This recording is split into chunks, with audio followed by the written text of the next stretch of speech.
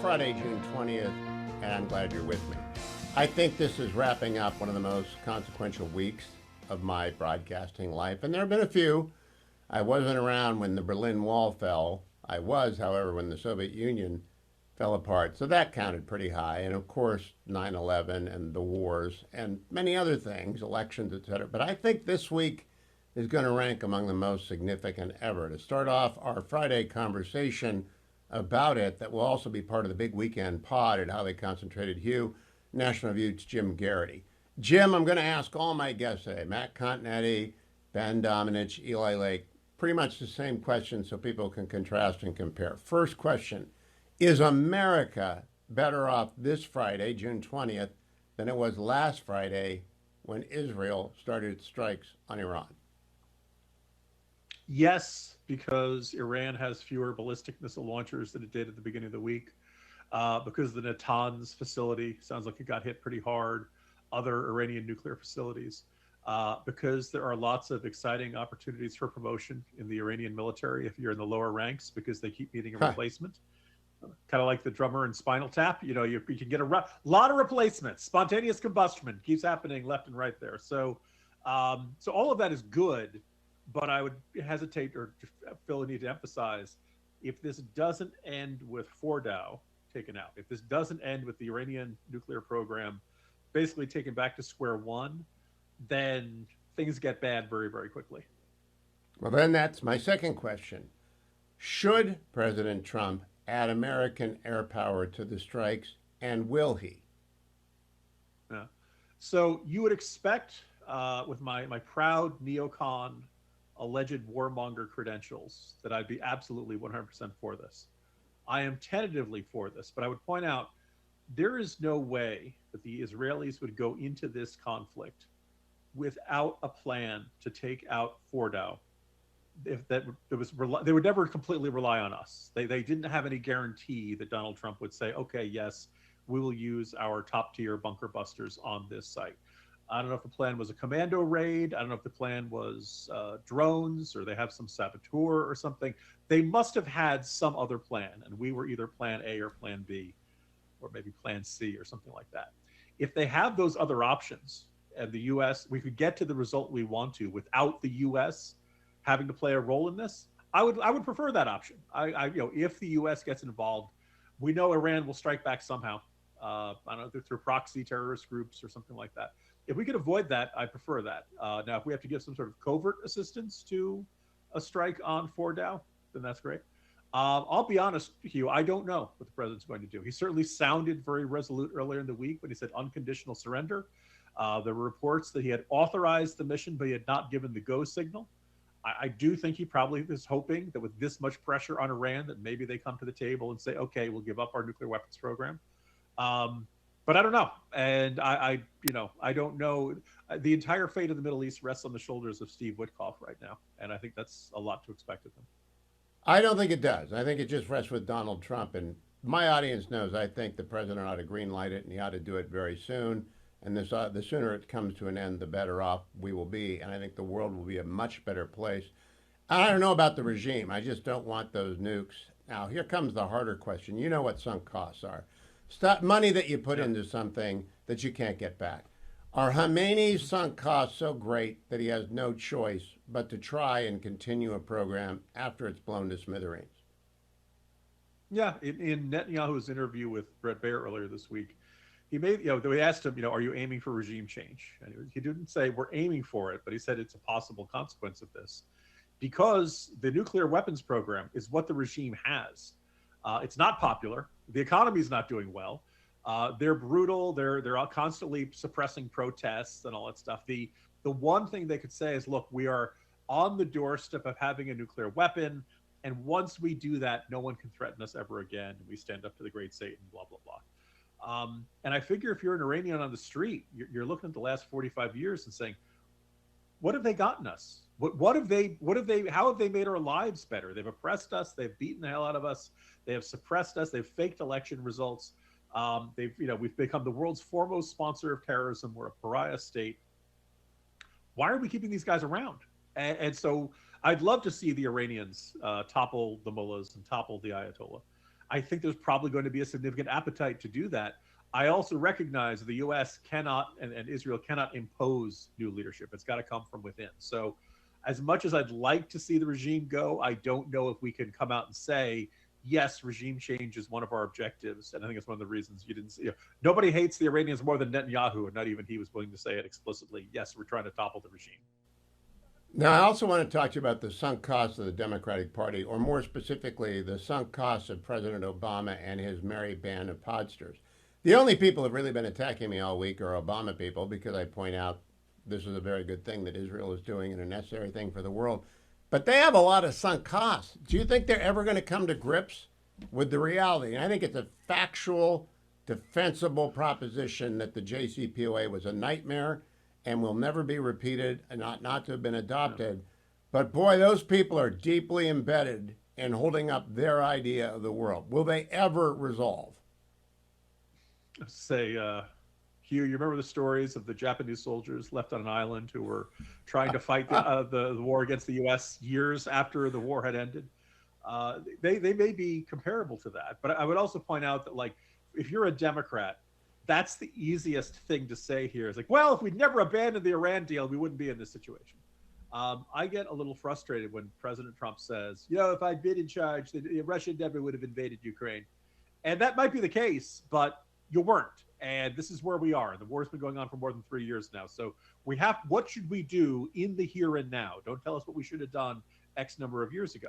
I think the Obama team looks and sounds kind of ridiculous when they say that their plan is, well, first we go back and we enact this agreement, which they in exchange for promises that they weren't going to develop nuclear weapons, we were going to send them pallets full of cash and billions of dollars that, of course, they use to sponsor terrorism all around the world. It's kind of like when I got to get one more question in, Jim. They're never going to change, and I gather you agree with me, but I want to know about what Nellie Bowles wrote in the Free Press this morning. She pointed out that the pro-Hamas people have become pro-Iranian people overnight, and that you might have had sympathy for the people of Gaza, but you really can't have sympathy for Iranian generals, nuclear scientists, and the evil people who run Iran. But they've made the switch. Do you think it's just bought and paid for by the NGOs of the left, or are people that stupid? You got a minute, Jim. Gene Kirkpatrick said it best back in the 1980s. They always blame America first. And by the way, this is now no longer simply a purely left of center phenomenon. You can find folks on the right whose, of course, their North Star. Yeah, whatever the U.S. government is doing that is bad. I think some of this stems from the fact that, like, I have real beefs with Democrats, and I can rip into them and all that stuff, but they're not really my enemies, right? Iran, China, Russia. In some of these cases, I've been told, by the way, literally, I'm on their enemies list, right? So my sense is, domestic political opponents, they might really annoy me, but in the end of the day, they're Americans. They have the same rights as I do, and they may mean well. They just generally have, like, really terrible solutions that don't work. I think there are a whole bunch of people who don't see it that way. I think there are a whole bunch of people who say the people who I don't vote for are the biggest enemies in my life. They're the greatest threat to my life. And I'll worry about all these foreigners who are trying to kill me later on, which I think is completely wrong-headed. It's not a good way to live your life. Jim Garrity, you have a great weekend ahead. Do you have a robotics competition? I do not. I'm on vacation next week, Hugh, so I will not be joining you next Friday. Consider this the official announcement. Well, given the pace of events, I sure hope the world has still got electricity by the time we get there. Jim Garrity, follow him. What props is going to work this out? Follow him on X at Jim Garrity. Listen to the Three Martini Lunch, and make sure you listen to The Editors, the podcast on which Jim frequently appears with Rich Lowry and the other National Review Musketeers. Thank you, Jim. I want to check the markets, even though we're an hour away from closing, because AmericanFederal.com. Sometimes I like to tell my first hour listeners about my sponsors that they sometimes hear in the second hour. And Friday, close to the close, is a good time to tell you about this. AmericanFederal.com, Nick Grovich's team. They buy and sell gold. Call them at 800-221-7694, 800-221-7694, or go to AmericanFederal.com. When you call Nick, he's going to tell you what the price of gold is on the day that it arrives. Right now it's at 3,380. It's been a very boring day on the market. The Dow is down. The Dow is up about 0.11%. The S&P is down about 0.11%. And the NASDAQ is down 0.33%. And gold's where it was yesterday, $3,380 an ounce. So we don't know what you'll pay for it because it depends on when your money gets there and how much you're going to buy, because the commission goes higher if you buy less and it goes lower if you buy more. But Nick also buys the gold if you want to sell the gold. So just remember, AmericanFederal.com, honest guys, transparent guys. I've sat down with Nick. I bought my gold from Nick. Finally, I've got the gold guy I want after 25 years. It's Nick Grovich. And everybody loves Nick, and you will too. Go to AmericanFederal.com or call 800-221-7694. Although our focus all week has been on the Israeli-Iran war, we do have kept a second eye on the big, beautiful bill, the one big, beautiful bill. No one better positioned to tell us how it fares than Brent Gardner. He is the head of government relations over at Americans for Prosperity, their senior vice president, a regular guest here on the program. Brett, good to see you. Tell me, how fares the one big, beautiful bill? Great to see you, Hugh. And I think we're moving forward. I mean, obviously, there's still some stuff to be squared up, and certainly we're starting to see more and more information come out of things like the parliamentarian. But I think our expectation is that we'll see the rest of the text fill out this week. We'll see the parliamentarian make some rulings, and we'll start to see, we'll start to see some votes next week. Okay, I'm going to come back to the specifics of the bill after you explain to me, and I keep straight in my mind. The rescission package, which is separate from the one big, beautiful bill, I believe it's about $10 billion. Not an unsubstantial amount of money, but small. But the first step, what has to happen to make that happen? Yeah, we'd love to see even more in there. And we think there's opportunities for additional rescissions packages. But the 25-day clock on the rescissions has begun. So the Senate's not really expected to address it this week. But Chairwoman Collins will have an opportunity to have a hearing on the bill. Worst case scenario, I think, obviously, that package could be in trouble, just like the big, beautiful bill, if Republicans don't get serious about what the opportunity is, which is to claw back some of this money. A more likely scenario is that Senator Collins and the committee will have an opportunity to make adjustments as they see fit, but ultimately that the bill would move on to the president. Okay, so again, does it require 50 or 60 votes in the Senate, Brent? It'll require a simple majority. Oh, really? Now, see, I'm unfamiliar with the rescission law, so I'm very glad to hear that. Can we do that again and again and again?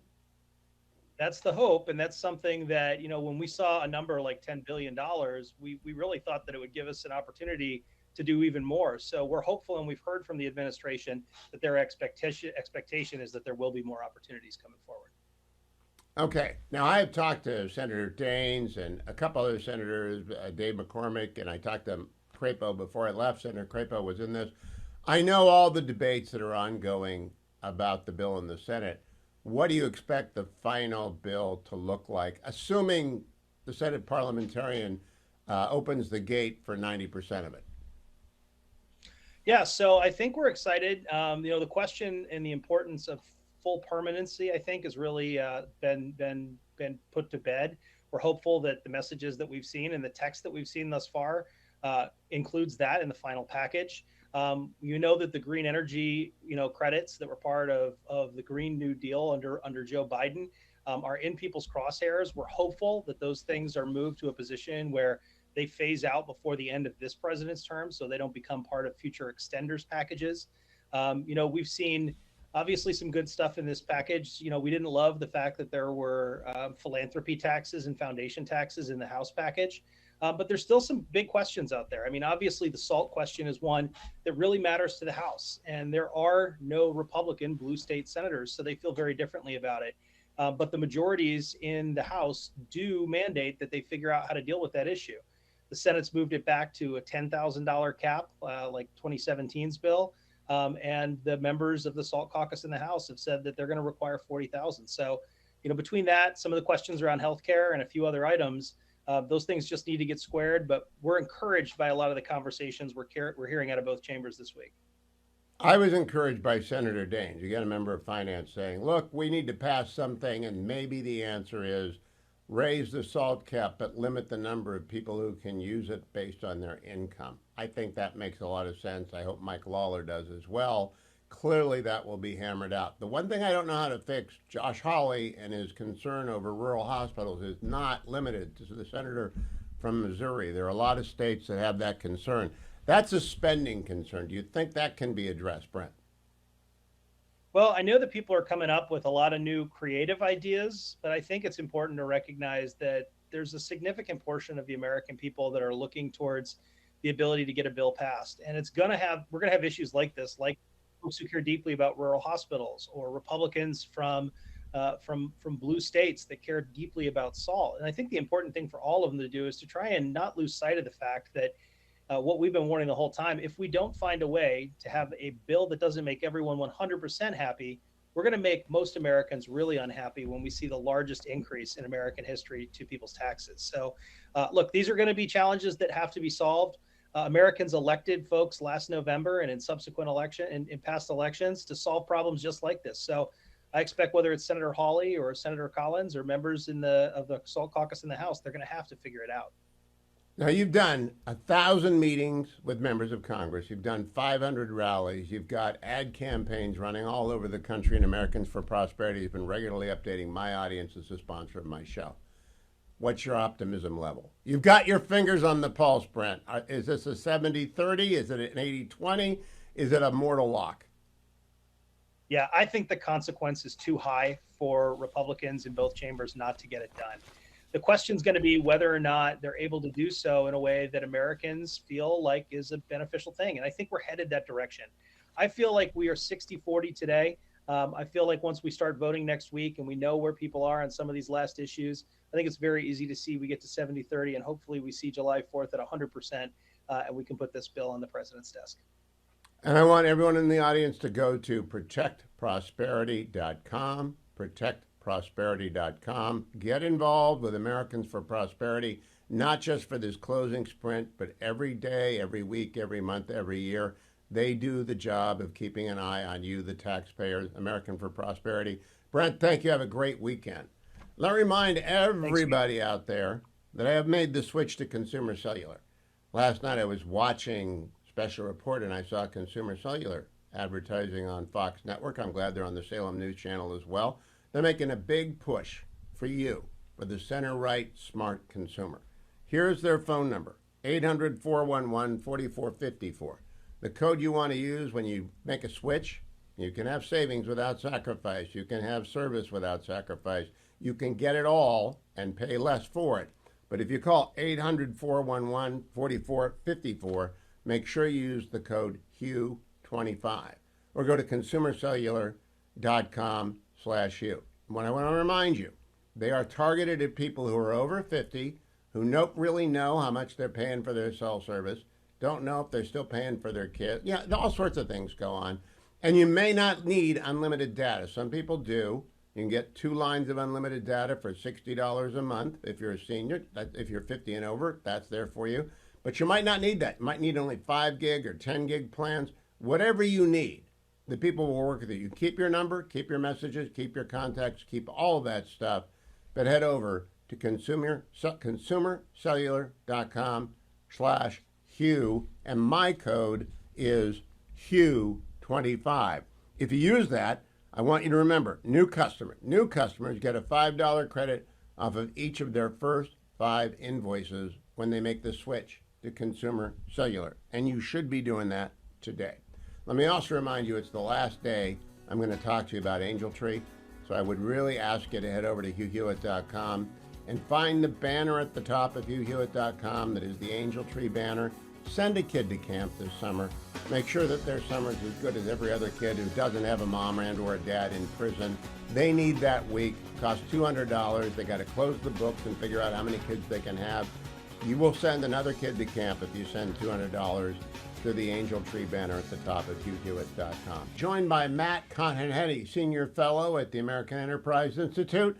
Oh, he's back in the detention center at AEI, where they send their fellows who haven't been productive enough.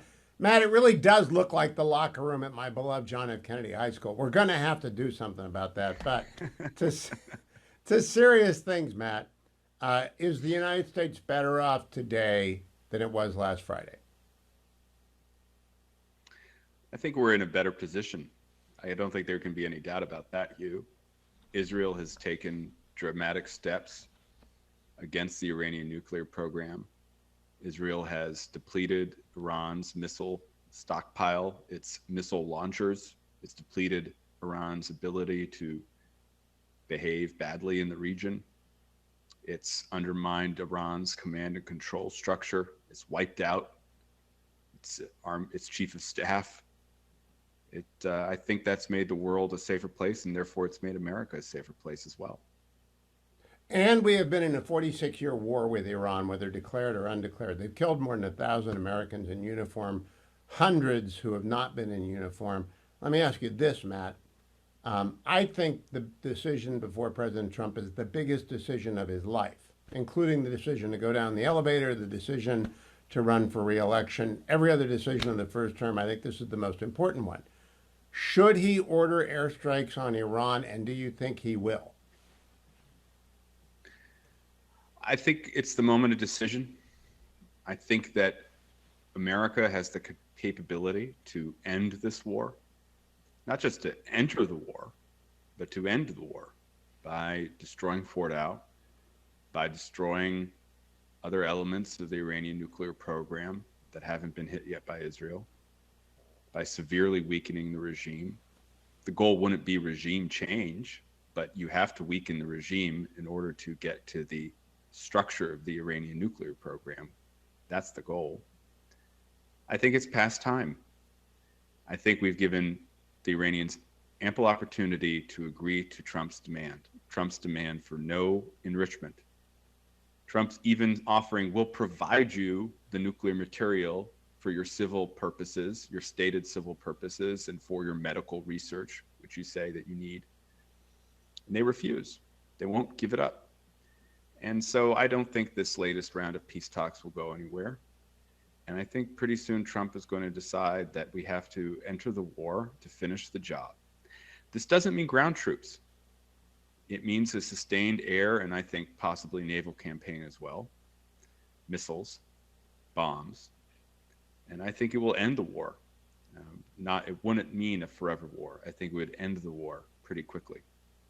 I agree with that, Matt. I also think critics of our potential involvement are blinding themselves to the great consequences that will flow. The Houthis, Hamas, and Hezbollah will run out of money. Iraq might stabilize. The great project of 2003 might actually get closer to fulfillment if Iran stops sending money and killers into Iraq. Do you think everyone is fairly estimating what the upside is here? Well, I don't want to go too far. You know, there are there's always a danger of making big promises that don't happen. I think there's one thing we should keep our mind on, Hugh, and that is every president since 2003, Republican and Democrat, have said Iran cannot have a nuclear weapon. Obama tried negotiations, didn't get us anywhere. JCPOA, the Obama nuclear deal, it only gave Iran a path to a nuclear weapon. Trump pulled out of the deal. He exerted maximum pressure. He hurt the Iranian economy. I think he set the program back in his first term, but then you had Biden. Biden tried to resurrect the nuclear deal. He failed, but he also let up the pressure. And as a result, the Houthis gained strength. Hamas went on the rampage. Iran was funding them and Hezbollah and the militias in Iraq. And so now Trump has to decide. He offered the Ayatollah 60 days to negotiate. They refused. Israel struck on the 61st day. And now Trump is saying, look, I'll give you another 2 weeks. Why is he giving them 2 weeks? Well, I do think Trump would prefer a peaceful solution to this conflict. I think everybody would prefer a peaceful solution. But I also say 2 weeks gives America more time to move our assets into the region. It gives Israel more time to conduct its air campaign, which also includes striking the missile launchers, thus lessening Iran's capacity to hit Israel and to hit the United States if we become involved. And it may not be 2 weeks, Matt. I'm going to talk with Matt during the break. He's laying the groundwork. Groundwork is being laid. Wall Street Journal reported today, talks with top European officials failed to move Iran any closer to the concessions it would need to make to halt the fighting over its nuclear program as the Trump administration weighs whether to join Israel's attack. I'm frankly not surprised. I listened to Kareem Sajipour explain in great detail to Dan Senor this week. There are 0% chances that Khamenei will give up the nuclear enrichment program because his sunk costs are really too great for us to imagine. $500 billion, maybe $1 trillion. Forget the opportunity cost, just the sunk cost. Do you agree with my assessment, Khamenei? If he's there, it ain't going anywhere. Oh, I absolutely agree. People forget this is a revolutionary regime. This regime was born in 1979. It was born in an act of violence. One of its first acts was to take the American hostages. It's been at war with the United States and with Israel ever since. And Ayatollah Khamenei, the successor to the revolutionary founder Khomeini, believes that the Iranian bomb would change all of the power relations in the region and in the world. And he's right about that. That's why so many American presidents have said Iran cannot have a nuclear weapon. So why would he give it up? Because if he gave it up, according to the Khamenei's reasoning, it would mean that the whole reason for his regime is gone. How could the people persist with this regime after all of the wasted lives, after all the business with Hamas and Hezbollah and the Houthis have gone nowhere, and then to see this nuclear project, which has been the sunk costs, as you say, of all these resources, to also vanish. So I think it's very unlikely he gives it up. And I think another reason for these 2 weeks, which may not be 2 weeks, as you say, Hugh, is for America to get the allies aligned as well. I was struck by that G7 statement. I know that diplomatic statements often are worthless, but the fact that the G7, when Trump left Canada earlier this week, said that Iran's nuclear program presented a danger to the world was very significant. And now you see Secretary of State Rubio calling England, the UK, calling Australia, all our military allies.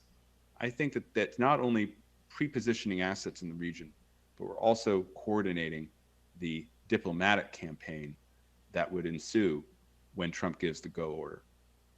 You know, the Chancellor of Germany, Murray, he came out and said, quote, Israel's doing our dirty work for us. I thought that was the most candid thing an international leader has said about Israel as long as I can remember. Yeah, and it's another sign that whatever conversations Trump had at that G7 with the other Democratic leaders, he seemed to have persuaded them, the French always being an annoyance, that America's on the right track. And Merz was great. I think Keir Starmer has been good. I think the Australians have been good. And this will help the operation if Trump decides to go in. I'm joined by Matt Continetti, who's down in the holding cells of AEI. Matt is one of the wonderful voices on the Commentary podcast almost every day. He's a writer as well for the Free Press and for Commentary. I'm looking forward to when the Free Press gets you to consider doing Continetti Considers one-on-one conversations, Matt. It's not like you haven't got a lot on your plate, but I'd love to hear you do what I do, which is ask other people questions. All right, I got a long quote from one of your bosses at the Free Press, followed by my commentary. Nellie Bowles in the Free Press this morning, quote, all the pro-Palestinian protests have turned pro-Iran, with folks taking to the streets, waving the flag of the Islamic Republic. The American left never knew what to do with the Iranian feminist dissidents, since everyone knows that those women love their subjugation. They are marching through the streets for the regime, their progressive brothers. Iran, out of the blue, posted suggestive videos showing a man's fingers tenderly stroking a small but thick newt.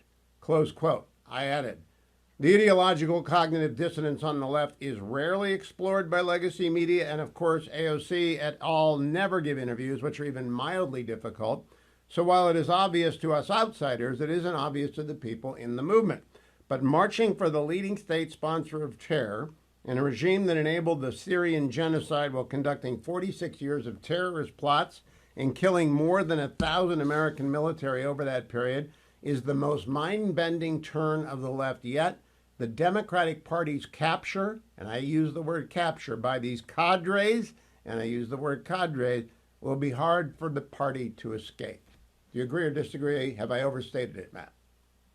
Well, I no, I agree with you, Hugh. You haven't overstated it. The Democrats seem to me to be very confused. They they they have been on the record too in many instances opposing a nuclear Iran. And here is the moment where you have to make a choice. Israel has acted. What do we do? Do we support Israel? If we support Israel, do we support it simply with defensive capabilities, or do we also go and we finish the job? And the Democrats are either mute or in opposition, or as Nellie wrote about, the far left grassroots are pro-Iran. And that's not a good place to be. If you just look at public polling, the American people, the Republican Party, the MAGA movement, they don't want to see a nuclear Iran. And the Republicans in particular, Trump voters in particular, support the president's ability to act if he so chooses to stop a nuclear Iran. And so I don't think if you're a Democratic politician, you want to defend making Iran's path to a nuke any easier. I have made my support for the president adding American military power to this quite vocal and frequently on Fox and here on the show. Tommy Viter's mad at me, calling me names, but I'm not really concerned about the pod bros. I'm wondering about President Obama, who I have not heard say one word about this. Do you think his sunk costs, and everyone associated with the JCPOA, from the president to John Kerry to Ben Rhodes to the pod bros, that they really have too much invested in the JCPOA to see that Iran was cheating and breaking out? Well, it's not just that they're invested in the Iran nuclear agreement that Obama struck. They're invested in this whole worldview where somehow America can align with Iran, let Iran take the lead in securing the Middle East, and America can also separate itself from Israel. That's what the Obama worldview was, and it's cracked. And yes, the Obama diehards are still believe in it, but it's completely divorced from reality. Israel ended any illusion that we would return to an Obama-like agreement with Iran when it acted last week. So we are in a different world now. The Obama Middle East is over. It ended in many ways on October 7th when Hamas attacked Israel. And Israel fought back, and Israel has demolished Hamas. It's demolished Hezbollah. The Houthis are weakened, also thanks to U.S. firepower. And now we have Iran that remains. And I really do think that Iran was the linchpin of the Obama strategy in the Middle East. And now it too is going to have a massive blow struck against it. And so it just won't be the nuclear program that ends. It really will be the whole Obama philosophy that caused so much damage since he was elected in 2008. You know, Matt, I'm always more generous towards W and Dick Cheney than other people are because I think they acted on the intel that was generally agreed. But I also think 9/11 obliged them to do so. I think 10/7 obliged Netanyahu to do this, though it's been his objective for 30 years. And, you know, I think it might work out. I think the Abraham Accords might spread. I'm not talking about regime change in Iran. I'm just talking about defanging a malicious entity. Do you share any of that optimism? Yeah, J-Pod always thinks I'm like Johnny Appleseed and way too hopeful about everything. But I am very hopeful after this period of conflict. Well, I think in the Middle East, as elsewhere, power is what matters, Hugh. And what Israel has shown since October 7th is that it is extremely powerful. And with this latest attack on Iran, taking out the military chain of command, taking out the missile launchers, huge proportion of their missile launchers, going after the nuke sites. Who knows what else Israel has in store for Iran. Israel has demonstrated that it is the biggest power in the Middle East now. And I think that will count for a lot. And I think, by the way, in acknowledgement of that power, the Abraham Accords may well expand as in the immediate aftermath of this conflict.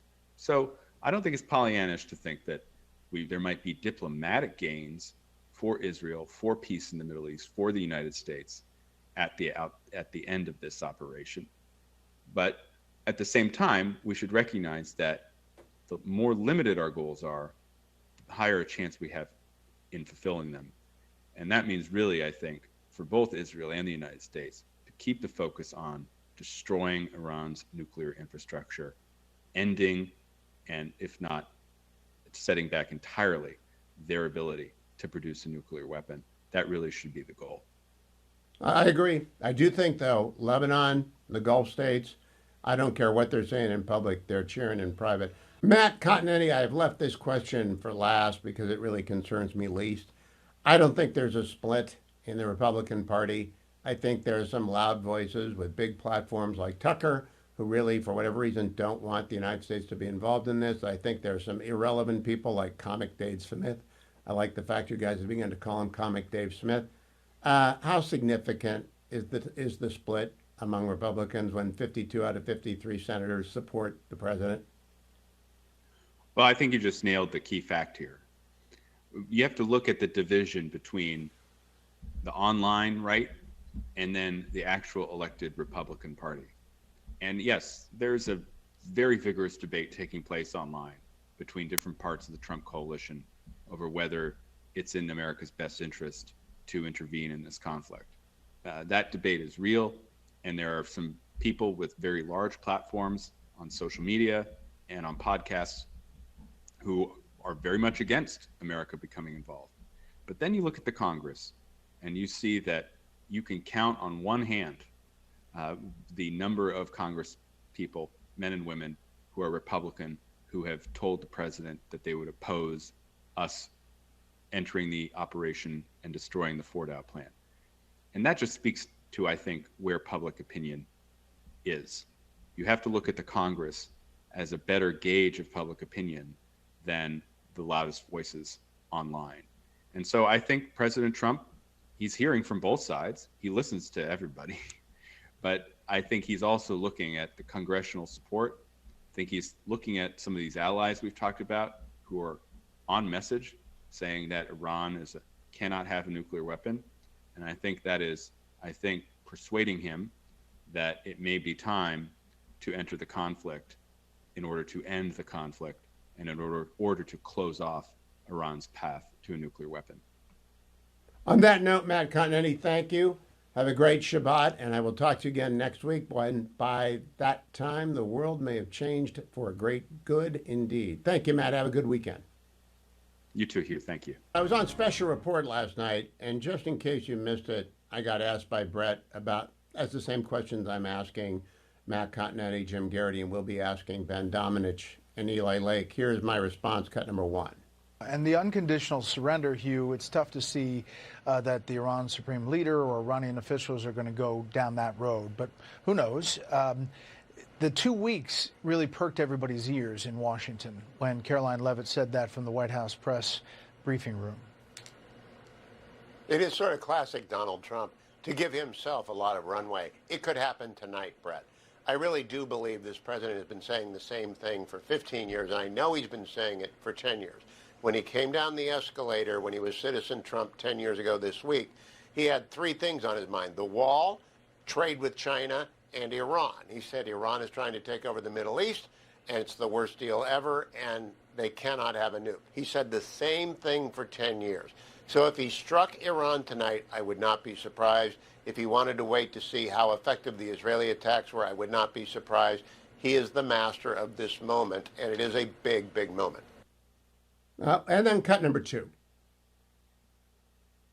Hugh, what do you make of this, back and forth, but Israel's obviously on the move inside Iran, and there's a decision on the U.S. side.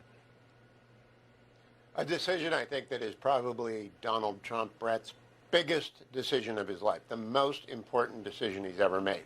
He likes to end wars. I think he would end a war with a strike on Fordo and other facilities that are deeply buried underground. He ended the war with ISIS. He ended the war with the Houthis. He likes to end wars. He likes to bring peace. This regime in Iran, though, has to be brought low before they begin to negotiate in good faith. They have spent 50 years, or 46 to be specific, lying to the world about who they are and what they intend to do. They are responsible for the death of about 1,000 American military members, both in Iraq and in Lebanon and in Saudi Arabia. So it's an evil regime. Donald Trump has its measure, and he's practicing masterly ambiguity about when and if he's going to strike. I just wanted to make sure I'm consistent. You hear it all. Also want to make sure I consistently tell you about this Relief Factor. Comes in this bag. That's a 3-week bag. And I take it every day on the show in the first hour, and I really need it today. I did a dumb thing this morning. I loaded boxes of books, and I lifted one of them the wrong way. So the lower back went sideways when I went up, and ouch. So I got my Relief Factor. I'm supposed to do a long tunnel tomorrow. And I take it on air on the Salem News Channel. People can see it if they're watching. You can hear it if you're driving home in your car on one of my great affiliates, including Port St. Lucie, AM 1590, Talk of the Treasure Coast, WPSL down in Port St. Lucie. I take my Relief Factor because I got to feel good tomorrow because I'm supposed to do a 10K tomorrow morning. And right now, I'm going to have trouble doing 10 yards. But that'll be fine by overnight. Part of that will be Relief Factor going to work. I carry in curcumin, resveratrol, and omega, help the body's natural anti-inflammatory system. So call 1-800, the number 4 and the word relief, 1-800-4-RELIEF, or go to their website and find the starter pack for $19.95, less than $1 a day at relieffactor.com, relieffactor.com. I'm joined as I am most Fridays by Ben Domenech. She is editor-at-large for The Spectator, Fox News contributor extraordinaire, and the host of The Big Ben Show, which dropped one day ago, should President Trump go to war with Iran. It's an hour and 20 minutes of absolute superb content, as all the Big Ben podcasts are. Go over and find them at iTunes or wherever you find your podcast. Ben, a good Friday to you. I want to ask you the same questions I asked Continetti and Garrity. First one is America better off this Friday than it was last Friday? Well, I think it is, Hugh. I have to admit I don't know how Matt or Jim answered, but my personal opinion is that, we are actually pretty well positioned in terms of the situation here. We have the flexibility, I think, under President Trump to make decisions about what we do, how much we are involved in this, in a way that I think speaks to what I truly believe is a statesman-like approach to how he has dealt with this crisis. But I also think that we have made clear that there is not an unwillingness on the part of the president to go as far as is necessary to prevent the regime in Iran currently from obtaining nuclear weapons and being able to use them to hold the world hostage. And that's something that I think was really an open question, even as soon as a couple of weeks ago, in terms of how willing the president was to stick to his guns in the face of what was, as you and I have anticipated, a natural reaction from some portions of his base who I believe, quite frankly, have been over their skis for a long time in terms of how much they have declared to the world that they dictate what it means to be America first when it comes to foreign policy. And I think that the president had to teach them a lesson. And in the last week, I think he did, which is that he defines it. He does what he believes is in the best interest of this country, and that he's not beholden to anybody. He's not at the service of Israel. He does not, respond to their every beck and call, but that he's also going to do things to support an ally, especially when he believes it is something that is totally consistent with what he has said going back for 15 years plus of saying over and over and over again that Iran cannot be allowed to have a nuclear weapon. And guess what? When he says things, he means them. And that's what I think needed to be delivered in terms of a message, not just to the world, but to the people within his own faction who perhaps had the wrong impression about what they could do in terms of holding his feet to the fire on this point. Ben, I'm going off my list of questions. I'll return to it. It's unique to you. I think one of President Trump's superpowers is his utter indifference to everybody who has an opinion about what he ought to do.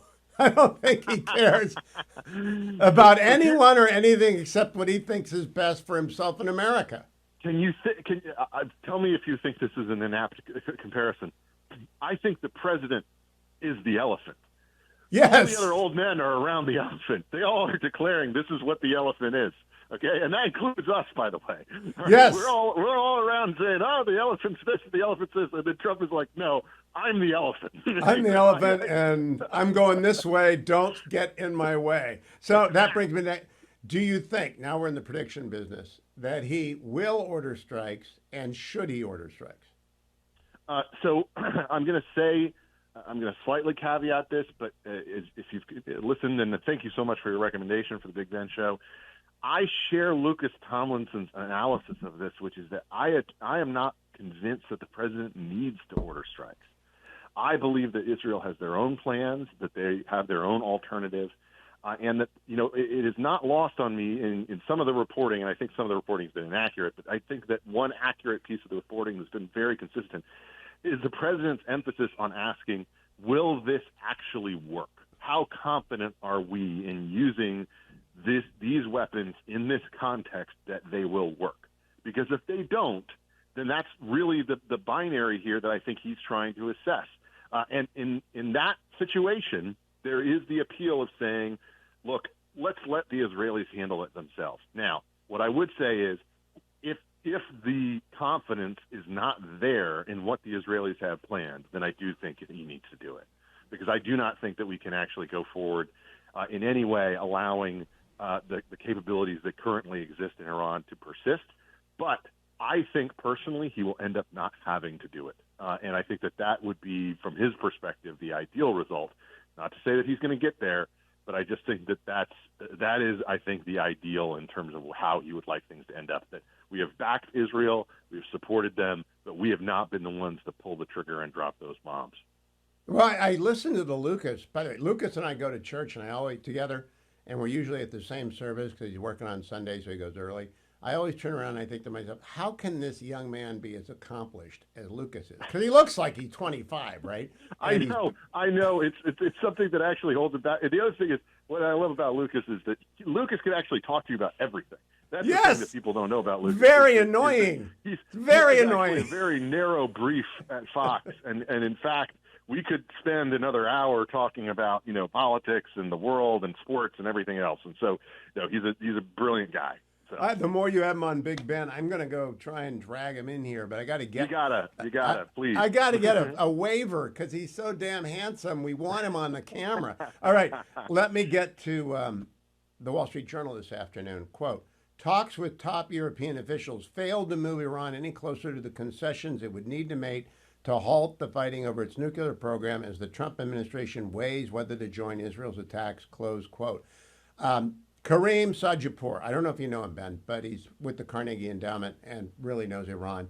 He said to Dan Senor this week, there is a 0% chance that Khamenei gives up this program because his sunk costs are so immense. I agree with that. Do you think Europe's finally figuring it out? I think Europe is finally figuring it out, especially after, keep in mind what Israel has achieved just to this point. They have not decapitated they have not eliminated the ability of the Iranians to do what they would like to do when it comes to weapons, but they have decapitated their regime's intelligent leadership within their nuclear program to such a degree that this is now even more of a sunk cost on a certain level. Like you don't have that level of capability scientifically to turn this thing around, and so I think that actually puts the Iranians in even more of a difficult position, and I think Europe is finally cottoning on to the fact that there is no real negotiation to happen here. We're past the point of that. And look, I understand that there are a lot of people who don't like to hear that, and they think that means regime change wars. It means boots on the ground. It means forever war. However you want to say it. It does not need to mean that, and I don't think that that's actually something that the American people would support. But I do believe that what they do support and what they do think is a good thing is if we are operating at a remove from this and we are able to end the threat of Iran having a nuclear weapon, that is a good thing for the United States, for Israel, and for the world. Now, Ben, controversial question. I don't know whether you like to put words in your late father-in-law's mouth, but I think I can try and read W's mind and Dick Cheney's mind. Sure. They're saying, go, Donald, go. Because this is the chance of making the Iraq invasion work. It's the chance of freeing Lebanon. It's the chance of bringing the Arab Accords, the Abraham Accords, all the way across the region and of actually returning Iran to modernity. I think those three guys are all saying, go, Don, go. Well, I think here's what I do believe, and this is something that I really try to avoid putting words in his mouth, but I do know him better than the average bear, and I would just say that this is a situation that I think he would be emphatically in favor of using this opportunity. You mean Senator McCain? McCain? Where Iran is at Senator its McCain. weakest, Yeah. to end this firmly and to make clear that this is not going to be a threat in the future. I have no doubt about that. Lindsey is out there doing his best to urge the president to act, and to the extent that any pundits get on board, I'm very glad to see them doing it. I don't think Donald Trump cares. I really don't think he cares what we think, but I do think he's thinking about his legacy. And I made the statement last night, agree or disagree, Ben, this is the most important decision of his life. I saw you make that statement. I'm glad you did, because I completely agree, and I think that it is the most legacy-defining decision that he's going to make. I mean, really, to this point, his legacy-defining decisions have actually mostly taken place in the context of the courts, and we see that obviously in even in this most recent decision regarding Tennessee. But I think that this situation for him is one that is clearly on him. It is not just about appointing someone. It's not just about making a choice. It's on him in terms of this legacy-defining decision. And I think he has the ability here, and I mean, this is the advice that I would give him personally, is just you have the ability here to end multiple wars, not just to forestall and to end multiple wars that could exist if you don't see this thing through to the end. But I also think that there is an avenue to seeing it through that allows him to not have to push forward as much as perhaps some people are calling him to. And that's why people need to listen to the Big Ben program from this week, especially the Lucas Tomlinson interview. Ben, I don't like to talk about other Republicans. Tucker's been in the trenches almost as long as I have. He's a friend. I know he doesn't want us to bomb Iran. I'm not going to attribute to him any particular motive. He stated his position. But I also believe the president dominates the party, and the anti-interventionists right now are just getting swept away. I don't think they are a significant part of the party. Do you? Well, I go off looking at the polling data on this, and I have to say that what that polling data pretty clearly shows is that only about less than 1 in 5 Republicans have any issue with what the president is currently doing. And to me, I think that's probably pretty representative, which is to say, you can find 1 in 5, 1 in 6 people who say, I'm not so sure about what the president's doing. At the same time, I shared my friend Ryan Gerdusky had a more colorful way of saying this, but to Politico this morning. But he said that essentially, as long as bombs are going off, but no Americans are boots on the ground or coming back in caskets, that Americans are just not concerned about this. And I think that extends to the entirety of the president's support. And I believe that, frankly, MAGA believes in results. They believe in results. And that's something that is true of Donald Trump as well. And so you can argue things from a principle standpoint or an ideological standpoint, and I believe Tucker is operating from that. I don't just think that this is about, Qatar or other influence. I think that he actually does have beliefs. But I also think that he is animated sometimes by a belief that he has the ability to move people's minds in a way that I'm not sure that he does. And I think that the president is the one who sets the direction. He clearly has for a long time. And within the coalition of the right, the number of voices, the anti-interventionist voices, the voices that say that we have too close of a relationship with Israel, they just are finding no truck for that at the moment. Do you have any hope that it might complete the project President Bush started by removing the malign Iranian influence from the Iraqi government? Because Iraq remains a democracy, an unsettled one, and a difficult one, and a tribal one, and Kurdistan is its own little... I mean, what W did, I still support. I still support the invasion, even though we were wrong about the WMD. I'm hopeful that if Iran gets its teeth pulled, Iraq can sort of settle into normalcy. What do you think, Ben? A minute till we go back.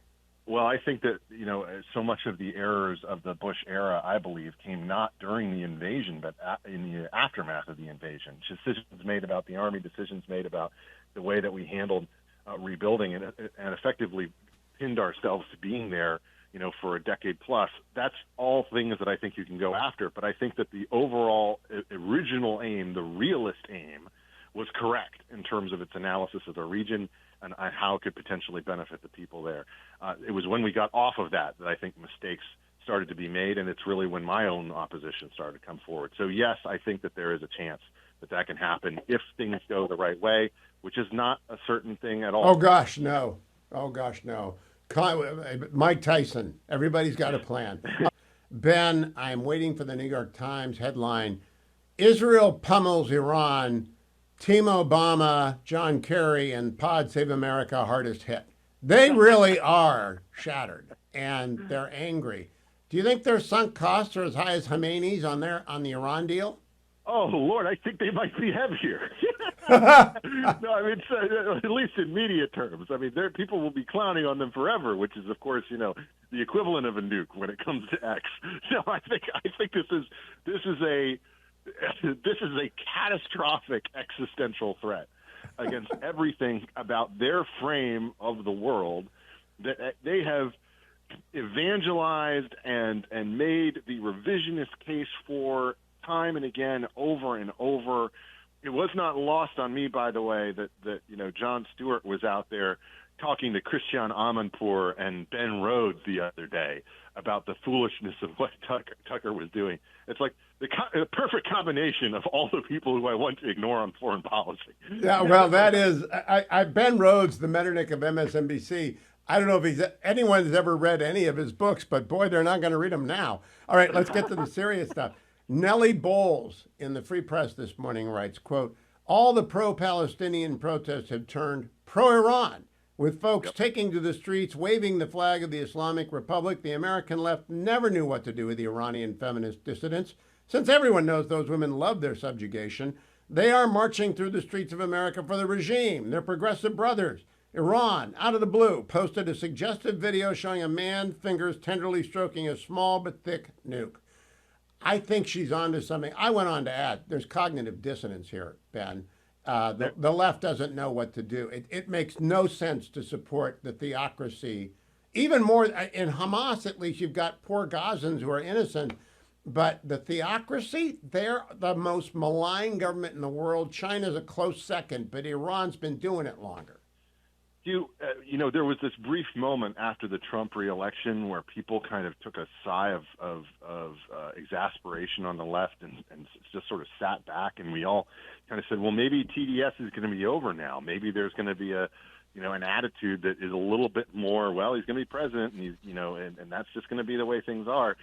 And instead, I think that this weekend, with its No Kings protests, with everything else that happened, what we actually saw is that was just a brief delay, and now here they are again in that position of saying whatever Trump does, you have to do the opposite. When Trump says the schools have to open, we have to be in favor of keeping them closed forever. When Trump says Iran's bad, well, now I love Iran. This is absolute ludicrous idiocy. It's stupid. It's so backwards. It's the wrong way to think about your political enemies. It's the wrong way to think about fellow Americans in terms of the way that they approach politics and decision making. And I think that the left is just binding itself in knots on this one. This is so foolish and backwards. And as I'm sure someone will be pointing out on their side, probably Bill Maher, it's like all these people, they would be throwing you off buildings.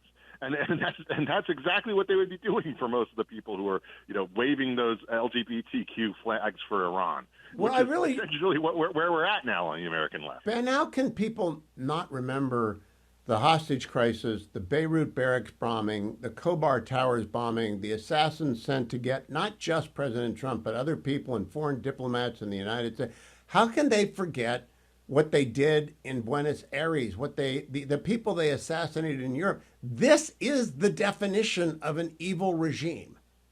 It is a crisis of memory, Hugh, but it's also that confidence that comes from a general level of midwittery in America, which is someone who is smarter than average, but is so confident in their intelligence that they don't want to do anything deeper than the things that actually appeal and contribute to their own pre-existing idea. And I think that for many of these people, they're swept along in this. And, I don't think there are people in that No Kings protest who could explain why they are, in favor of Iran over Israel at the moment or what have you, but they're being swept up in it. And I think that we need to for those of us who care about the future of this country and being able to relate to our neighbors, we have to show them some grace, but we also have to show them some grace by correcting them and by disagreeing when we get into these conversations. And last question, you've known some pretty significant people. My respect for Netanyahu grows and grows, and because he's working Trump the way that Churchill used to work FDR. And he has been saying the same thing for 30 years. He's seen this evil coming. He finally got his shot. So I don't know. I don't get involved in other people's politics, but he's a man who is a real leader. What do you think? I think that people should have come to appreciate more how much he's doing this. But people who understand politics, I think particularly will understand your comparison is very apt. He is in a weaker position in this circumstance. He needed to get Trump aligned with him. He knew how to do it in the right way.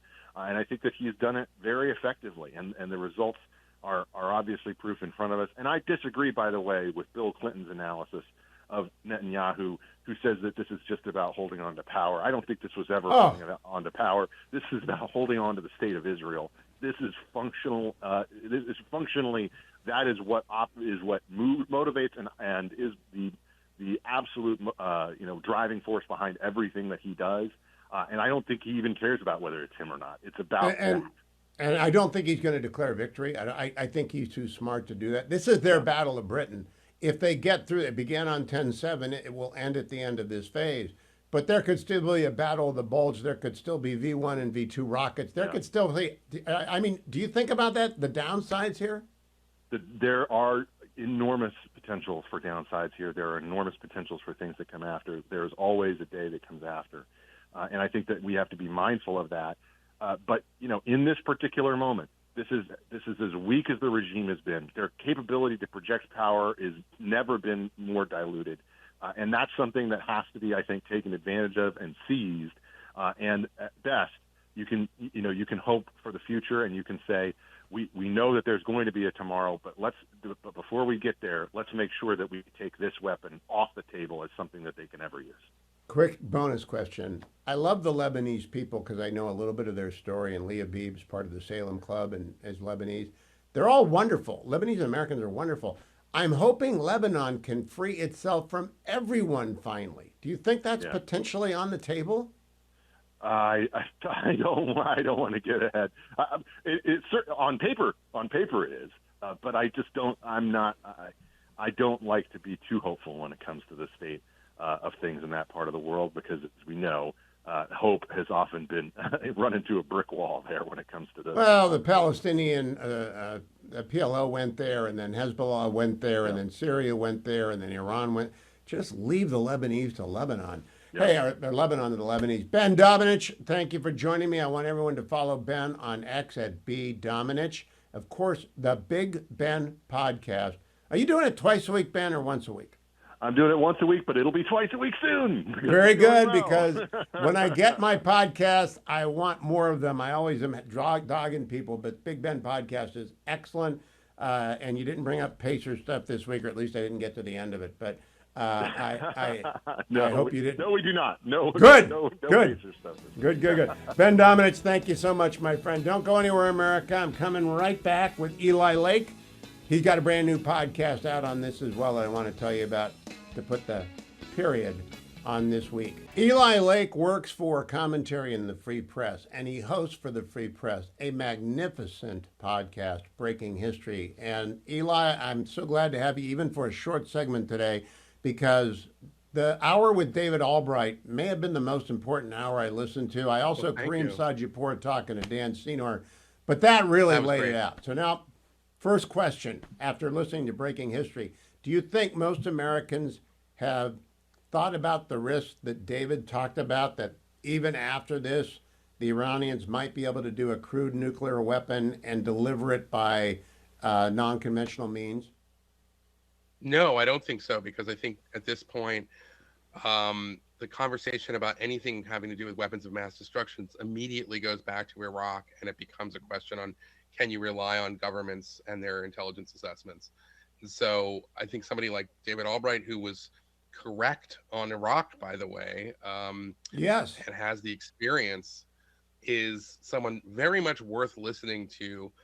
But he was I think he's such a great analyst because he was honest about the Obama nuclear deal, the they're letting the Iranians basically keeping their. It was in some ways blackballed in the sort of polite non-proliferation community in Washington. He lost funding from Plowshares, which became much more of a kind of activist organization in that period of time. But he has managed to survive, and I think he's the one guy who's definitely, you're absolutely right, worth listening to. He's great. All right, if people have missed breaking history, if only this episode, go and listen to David Albright because it's eye-opening. It's absolutely eye-opening. Now, Eli, Yeah. to the question at hand: is America better off this Friday than it was last Friday? America, not Israel. Israel certainly is, but what about America? Is much better. America's much better off, just from the perspective of since the atomic age, since the dawn of the atomic age. I did a podcast that got into some of this. The United States has tried to limit the number of countries that have nuclear weapons. And if Iran was able to be on the precipice of being a nuclear power, let alone being a declared nuclear power, well, then we would see proliferation in Turkey, in Pakistan, in Egypt, and the world would be a much more dangerous place that is against American interests, let alone the fact that Iran has so much American blood on its hands over its near 50-year history. So in that respect, absolutely, America is better off. And unfortunately, we're kind of in a position where it's a debate. I said last night on Special Report, I think this is the biggest decision of Donald Trump's life, not his second term, not his presidency, but of his life. And I hope he makes the right one to join Israel in making strikes and assuring that the nuclear and missile program are destroyed. Do you think he will? Do you think he should? Well, I want to talk about that because I do think the Israelis have a backup. I think they have a plan B. I think it would be better for America to join it because I think it would be a powerful message to our enemies and adversaries. However, we're already involved. Trump already, I think, in many ways made the momentous decision. He could have stopped Israel. Instead, he is helping Israel defend itself. He is authorized the providing of intelligence. I think he should finish it. But at the same time, as my people would say at the Seder, if this is all there was, dayenu. Because at this point, Israel's going to finish the job one way or the other. I think it'd be better if America did it, but it's not, to me, essential. I think at this point, Trump's already made the right decision, and I think that he deserves a lot of credit for that. Now, Eli, I want to put my proposition out, which is controversial. I think W is hoping Donald Trump does this because it will complete the Iraq project. It could conceivably make Lebanon free and peaceful. It might allow for the Abraham Accords to go everywhere, but nothing will happen until Iran is defanged. Do you share my lollipops and clouds vision? Were you listening to my pitch meeting with my editor? Because that's exactly, I actually said, I pitched a piece that Donald Trump and Israel are finishing George W. Bush's war. Because the reason why we failed in Iraq was because we never handled Iran. Iran spoiled Iraq. Iran spoiled Syria. Iran spoiled the Arab Spring. Not just the Arab Spring, but in Lebanon, if you look at the assassination, Iran's hands are everywhere. If Trump goes through with this and Israel is successful, this will complete W's project from more than 20 years ago. You are 100% correct. Amen. And if your editor said no, I want to call him, and then I want a breaking history on this or her. It might be Nellie, it might be Barry, who knows? But that's brilliant because we agree. So I like that. Eli Lake, the host of Breaking History. Thank you. I hope we spend more time together next week. Episode, please. Yeah. Okay. We will do a William F. Buckley episode. Promise. But this most recent one with David Albright, I had to plug Breaking History, everyone. Jonathan Williams is the president and chief economist for one of my sponsors, the American Legislative Exchange Council. And he's the rarest kind of economist. He's one that I can understand. Jonathan, I have a big question for you. I read a very alarming piece this week about America as a 2% country, a 2% GDP growth country. If we only achieve 2% GDP growth, we can't get out of our problems. In fact, they'll overtake us. If we get to 3 and 4 and 5%, we can get out of our problems. Does the big, beautiful bill move us towards 3, 4, 5%, or does it not? I think it certainly does, Hugh, and I think that's something I've seen my good friend and co-author Steve Moore talk about too. Is we've got to get spending under control, and the Big Beautiful Bill does some important things there, as we've talked about on Medicaid and work requirements and other important disciplined reforms that have been needed in Washington for a very long time. We need to do more, of course, and we need to come back and keep working on the correcting for the overspending problem and the binge that DC's been on for a long time.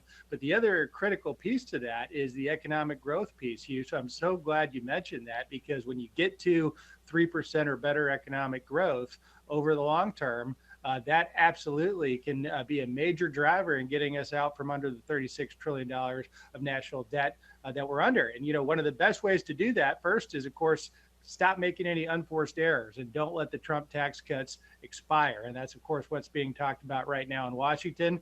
And then we need to look for creative ways to continue to move the ball forward. But I certainly think the Big Beautiful Bill moves us in the direction of 3% economic growth.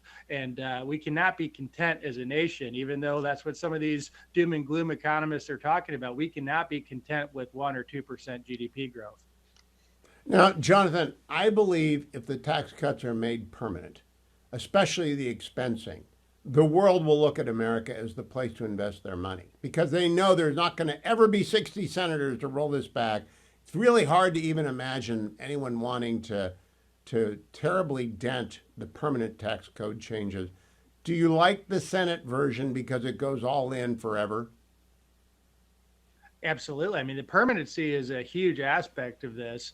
And one of the great things about the Senate version as well is I think it goes at the proper treatment of the state and local tax deduction, or SALT. That's something that we've talked about many times. They get that back down to the current law treatment of $10,000 cap per year versus the House's $40,000 cap that was really, really high.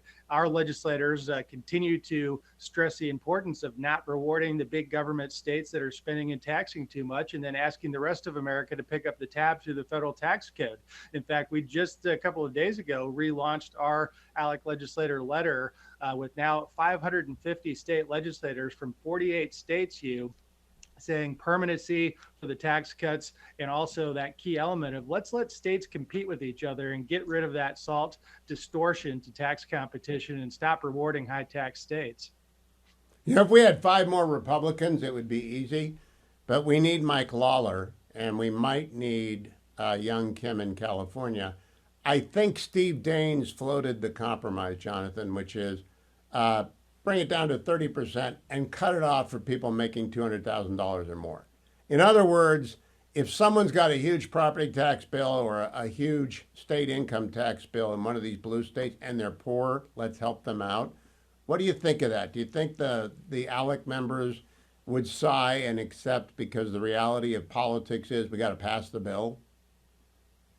Yeah, I mean, I think that's a reasonable compromise. I mean, I think it's clear the policy should be SALT shouldn't exist. That's not the world that we live in right now. And I think, creative thinking like that, or to equalize on a marriage penalty basis, like some have talked about at a $20,000 limit, are reasonable alternatives. I think 40,000 seems awfully high, and it obviously dents a major factor in the CBO score over the 10-year that either requires us not to cut taxes elsewhere or it drives up the deficit. So I think we do need to address it in one of those ways. Oh, it's very inequitable. It's a windfall to wealthy people. And I don't mean 2 income people making $300,000. I mean wealthy people, 7-figure income people. Love that deduction, and we can't write a tax code for them. Let me ask you about the thing I didn't like in the Senate bill. The House put 23% pass through for small businesses, of which I am one and of which most of America is involved in. Do you think that's going to go somewhere between 20 and 23, because it's back down to 20 in the Senate bill? Yeah, I think that's a huge element of things. I really hope so. I mean, the small business aspect, this is one of the things why states are taking such a keen role in reducing individual income taxes. As states are looking to phase out income taxes across the board, they're focusing on the individual income tax because that's where the vast majority of small businesses file across the United States. And Americans, sometimes we forget that almost all the net new job creation in this country has happened because of small businesses, of entrepreneurs. And we need to make sure whatever is coming out of Washington or states when it comes to tax policy doesn't disadvantage entrepreneurs and small businesses. Now, Jonathan, a little inside baseball. I'm going to have dinner with you and Lisa and some ALEC people this week. I'm going to ask you, are you going to do a big fly-in? Because I think state legislators are the most effective lobbyists in the country because they actually know what the Senate and the House have to go through. They do it every day in their own life. Is the push coming to get this thing across the finish line? Because we've got to get it done. Well, I think you're right. And our sister organization, ALEC Action, is coordinating the outreach efforts to Capitol Hill using this legislator letter with 550 voices on it. We're continuing to add to that. So I would love to have everyone who's listening talk to your state legislator and see, are they involved with the ALEC Action effort? We've only got 2 states missing off the letter, and that is Vermont and Hawaii. And so we're almost rounding out in all 50 states. But the voice of the states, to your point, Hugh, is awfully important right now. There are other groups out there claiming, hey, states don't want to do Medicaid reform. States don't want to see a SALT limit that's lower. ALEC and our members are playing a key role in delivering that message. I absolutely think they are critical, and you're right. I'm not going to worry about Vermont and Hawaii not being in the game. And in fact, if we could trade them both for British Columbia, it might be a pretty good deal. Jonathan, always a pleasure to talk to you. I will see you this week. ALEC.org/Hugh. Go and sign up for the State of the States. You'll get interesting little lists like they did. The most labor-friendly, work-friendly states, top 5, bottom 5 this week. But you got to sign up if you want to find out the good stuff. That's ALEC.org/Hugh.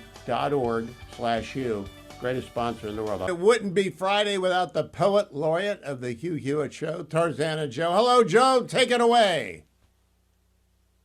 Hello, Hugh. A serious poem for a serious week. Should every generation learn and grow its own regrets? Should every generation find how horrible it gets? How fortunate to never taste the meals of bread and water. How fortunate to never feel the burning winds of slaughter. To see it in a movie or read it in a book, to know the world is bleeding but never have to look. We send our soldiers off to war, their boots and buckles glisten. They come back with their tales of loss, and we refuse to listen.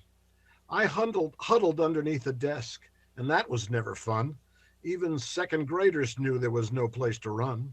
We grew up and we did our best to never have to fight. Today, I'm not so certain that what we did was right. We quietly accept the fact that spies are on our phones. Every day we overlook the sleeper cells and drones. Can you, in my rambling, detect a point of view? Do I sound non-committal? Perhaps, because it's true. Could it be that battle is the only way to go? Or can we be the people who finally just say no?